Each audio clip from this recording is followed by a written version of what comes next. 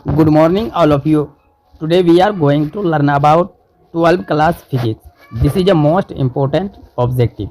My dear student, ये जो अभी आप ऑब्जेक्टिव कर रहे हैं, ये बिहार विद्यालय परीक्षा समिति जो ऑफिशियल वेबसाइट से आप सबके लिए इंटरनेट मॉडल पेपर जारी किया है, वही सारे ऑब्जेक्टिव है। आइए हम देखते हैं क्वेश्चन नंबर 1 को। पहले कहता क्या है, पहला क्वेश्चन नंबर 1, उसको आप देखिए। इलेक्ट्रॉन का विशिष्ट आवेश क्या होता है? माय डियर स्टूडेंट, इलेक्ट्रॉन का विशिष्ट आवेश क्या होता है? क्या option A 1.6 into 10⁻90 coulomb per KG, option B 1.67 into 10⁻90 coulomb per KG, and C 1.8 into 10⁻11 coulomb per KG, and option D 6.67 into 10⁻11 coulomb per KG. याद रखेंगे माय डियर स्टूडेंट, इलेक्ट्रॉन का जब भी विशिष्ट आवेश की बात किया जाएगा तो आप जानते हैं कि इलेक्ट्रॉन पे इलेक्ट्रॉन पर जो चार्ज होता है वो 1.67 इंटू 10⁻90 कूलाम पर केजी होता है। इसलिए क्वेश्चन नंबर 1 का option B is the right answer. Next question चलते हैं क्वेश्चन नंबर 2 पर।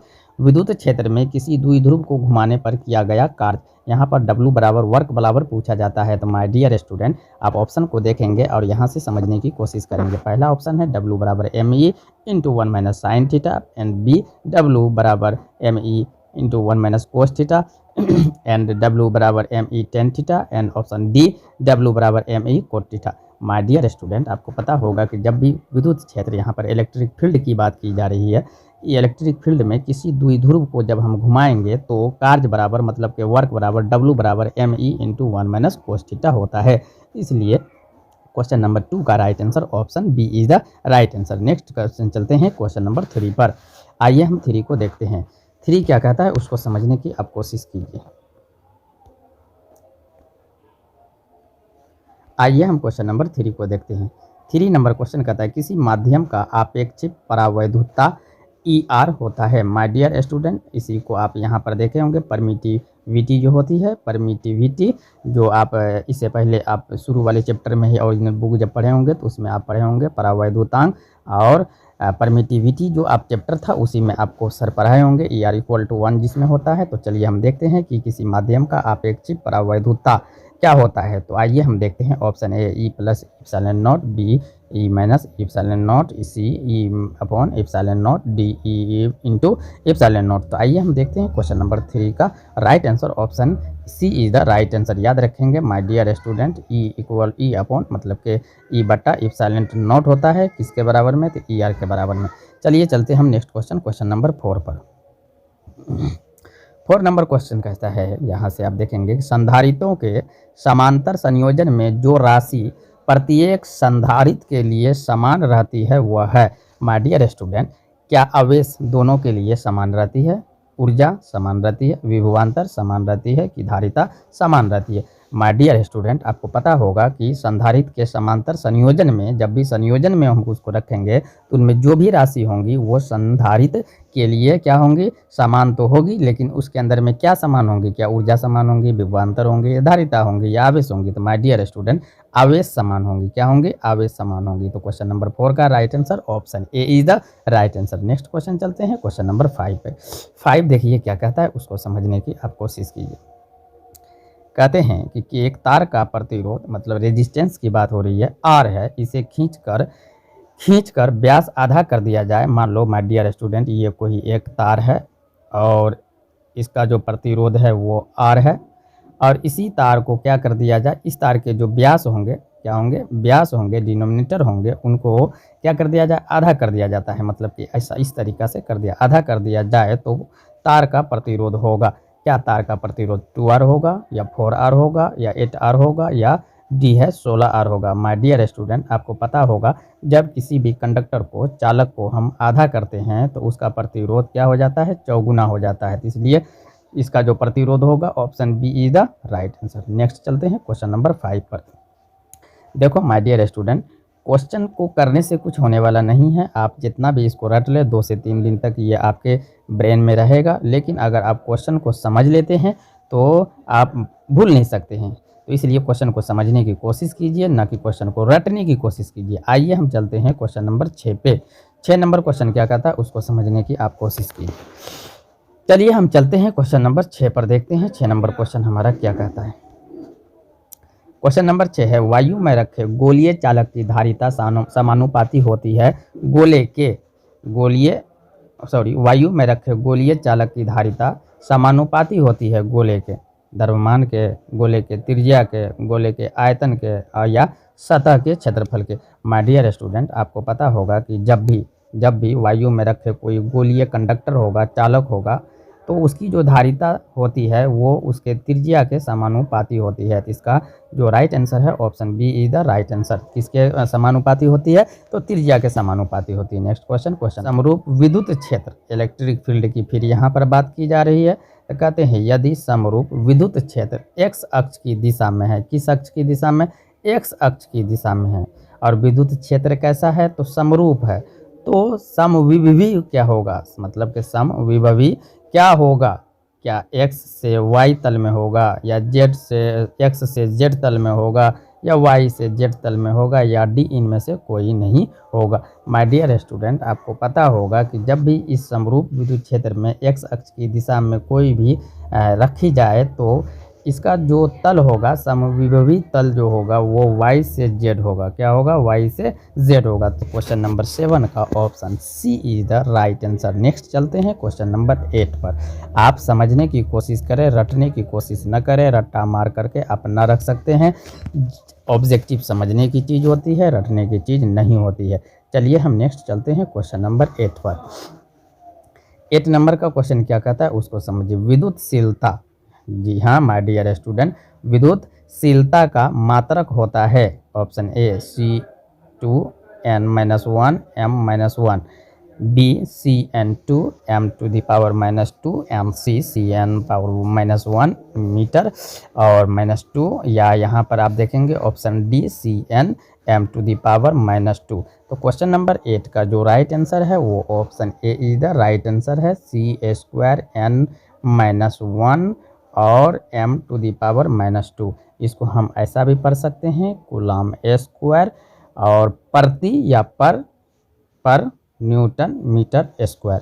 आइए हम देखते हैं क्वेश्चन नंबर 9 को। मीटर सेतु की तार बनी होती है ऑप्शन ए तांबे का, बी स्टील का, सी मैग्नीज का, और डी लोहा का। तो आपको पता है कि मीटर सेतु का जो तार बना होता है वो मैग्नीज का बना होता है, इसलिए क्वेश्चन नंबर 9 का right answer option C is the right answer. Next चलते हैं क्वेश्चन नंबर 10 पे। 10 क्या कहता है उसको समझने की कोशिश कीजिए। चुंबकीय प्रेरण तथा चुंबक की तीव्रता m के बीच संबंध बताने को बोलता है। तो याद रखेंगे यहाँ पर चुंबकीय प्रेरण है जो b है, और चुंबकन की तीव्रता m है इन दोनों के बीच, मतलब यहाँ पर b है और यहाँ पर m है, इन दोनों के बीच की रिलेशन कहता है हमें बताने के लिए। तो माय डियर स्टूडेंट, आपको पता होगा कि इनका जो रिलेशन होता है b = 4πh+m होता है, इसलिए क्वेश्चन नंबर 10 का right answer option B is the right answer. Next question चलते हैं क्वेश्चन नंबर 11 पर। 2 समांतर दर्पण है, जी हाँ माय डियर स्टूडेंट, कैसा दर्पण है? तो दो समांतर दर्पण है, मतलब के दर्पण तो 2 है लेकिन ये आपस में समांतर है। इन दोनों के बीच रखी गई एक वस्तु का प्रतिबिंब की संख्या होगी। अब माय डियर स्टूडेंट, एक दर्पण यहाँ पर रखा गया है, एक दर्पण यहाँ रखा गया है, इन दोनों के बीच कोई एक वस्तु की प्रतिबिंब रखी गई है। तो यहाँ पर पूछा जाता है कि प्रतिबिंब की संख्या क्या, यहाँ पर जो इमेज बनेगा वो 1 होगा ऑप्शन ए, बी 2 होगा, सी 3 होगा, डी अनंत होगा।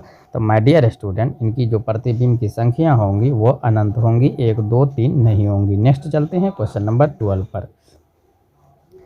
आइए हम क्वेश्चन नंबर 12 देखें। किसी गोलीय दर्पण का पार्श्व आवर्धन m तो अनुदैर्ध्य आवर्धन होगा A metre, B metre square, C metre cubed and metre 4, मतलब कि m⁴। चलते हैं क्वेश्चन नंबर 12 का right answer option B is the right answer. आपको पता है जब भी आवर्धन की बात आती है तो मीटर स्क्वायर होता है। तो क्वेश्चन नंबर 12 का right answer option B is the right answer. Next चलते हैं क्वेश्चन नंबर 13 पे। अगर किसी प्रकाश का किसी 2 माध्यमों में तरंग दैर्ध्य λ1 तथा λ2 हो तो स्नेल के नियम के हिसाब से क्या होगा?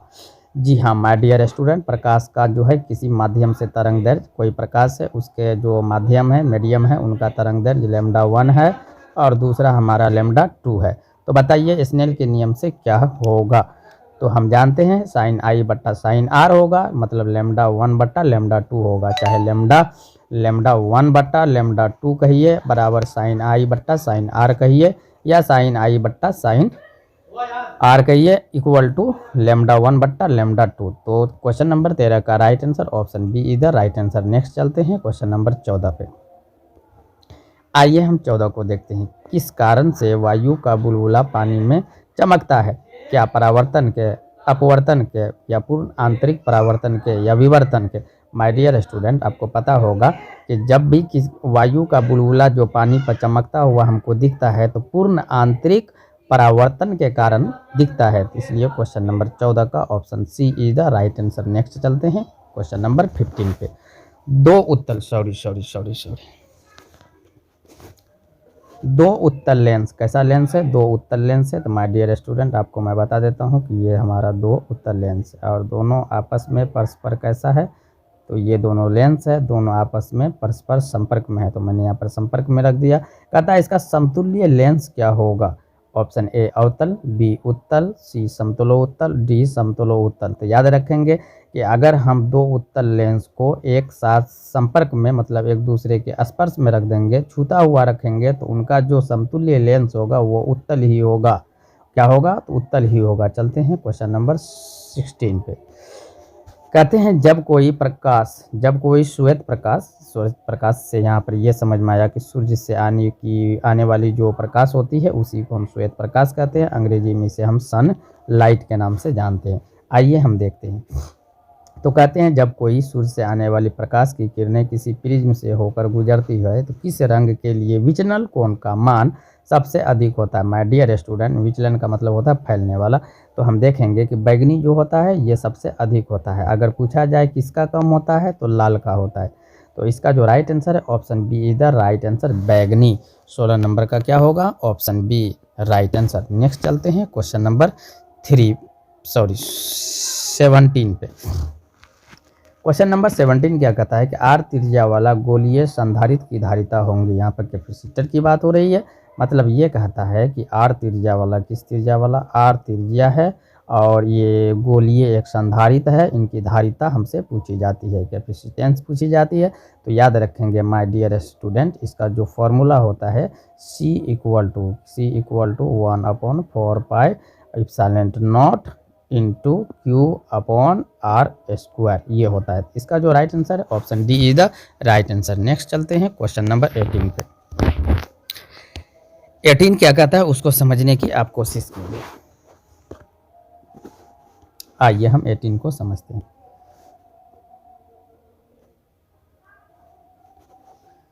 विद्युत द्विध्रुव के कारण अक्षीय तथा निरक्षीय स्थिति में विद्युत क्षेत्र की तीव्रता का अनुपात होगा। This is a most important question my dear student.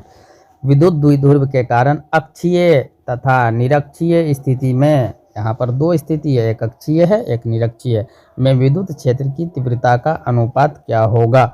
My dear student, आपको पता है कि जब भी कोई अक्षीय और निरक्षीय की बात होंगी तो इनका जो अनुपात होगा 1:2 होगा। तो option A is the right answer. 19 पर चलते हैं। आवेश पुनरावितरण में क्षय होता है। माय डियर स्टूडेंट, अगर कोई आवेश है, कोई चार्ज है, अगर उसको हम वितरण करें तो उसमें क्या क्षय होगा? क्या आवेश क्षय होगा, ऊर्जा क्षय होगा, सी मात्रा, डी इनमें से कुछ भी नहीं होगा। तो इसका जो हम देखते हैं कि जब भी आवेश पुनर्वितरण होता है तो उसमें ऊर्जा की हानि होती है, ऊर्जा का क्षय होता है, इसलिए option B is the right answer. Next चलते हैं क्वेश्चन नंबर 20 पर। आइए हम 20 देखते हैं। समान प्रतिरोध वाले n प्रतिरोधों का श्रेणी क्रम तथा समांतरण क्रम। तो यहाँ पर माय डियर स्टूडेंट्स श्रेणी क्रम की बात हो रही है, दूसरा समांतर क्रम की बात हो रही है। यहाँ पर सीरीजिंग ग्रुप की बात हो रही है और एक जगह पैरेलल की बात हो रही है। तो आप देखेंगे संयोजन से प्राप्त समतुल्य प्रतिरोधों का अनुपात होगा।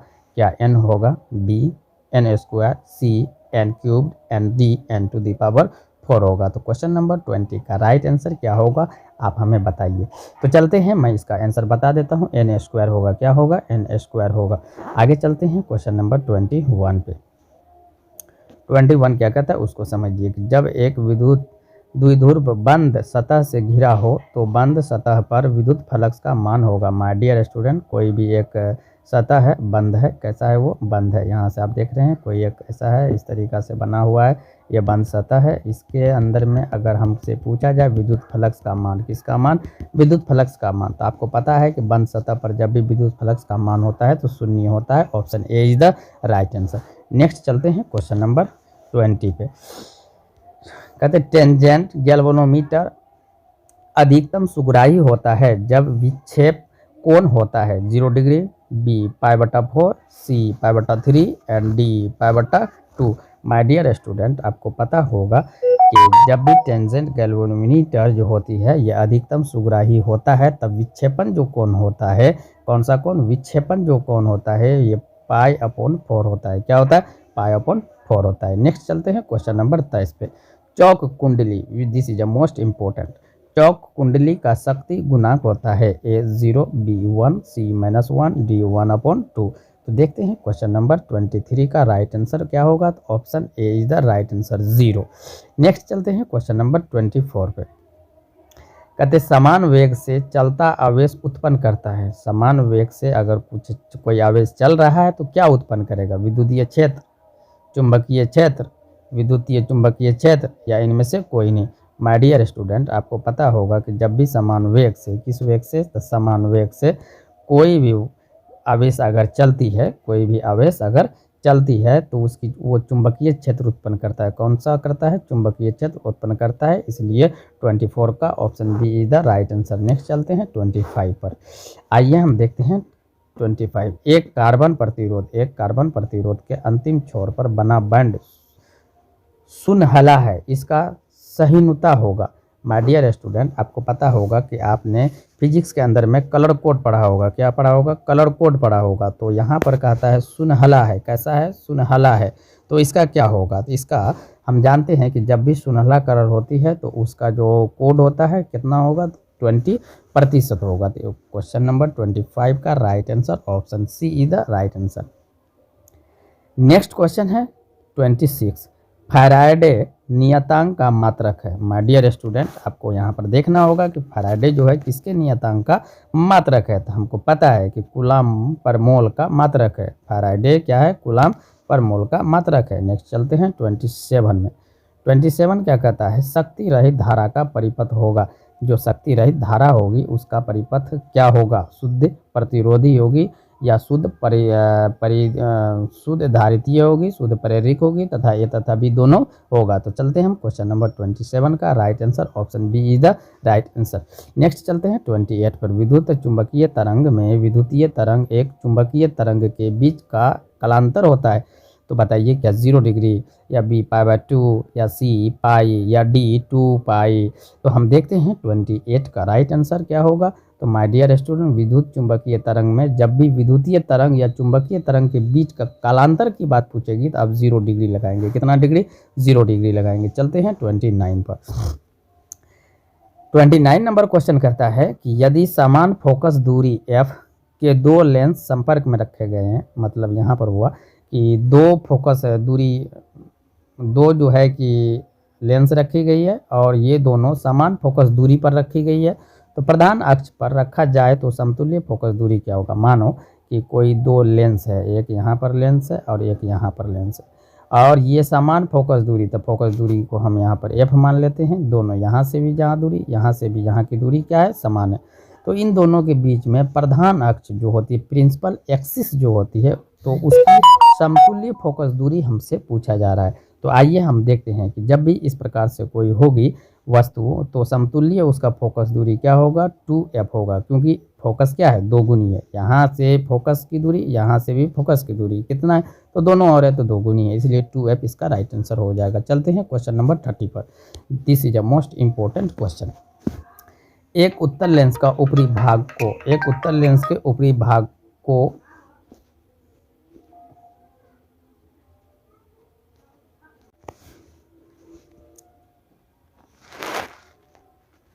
तो चलते हैं हम 30 नंबर क्वेश्चन पर। 30 नंबर क्वेश्चन क्या कहता है उसको समझिए। एक उत्तल लेंस का ऊपरी आधा भाग को काला कर दिया जाए, उसके सामने रखी वस्तु के प्रतिबिंब। This is a most important my dear student. एक उत्तल लेंस है उसका ऊपरी आधा भाग को काला कर दिया गया है, तब उसके सामने कोई वस्तु अगर रखी गई है तो वस्तु का फोटो क्या बनेगा? क्या एक आकार बढ़ जाएगा, आकार घट जाएगा, तीव्रता घटेगी या तीव्रता बढ़ेगी? तो माय डियर स्टूडेंट क्या होगा? तीव्रता बढ़ेगी। तो option C is the right answer. आज हम 30 नंबर ऑब्जेक्टिव तब कर चुके हैं। अब नेक्स्ट क्लास में हमारा 31 से स्टार्ट होगा। Thank you all of you.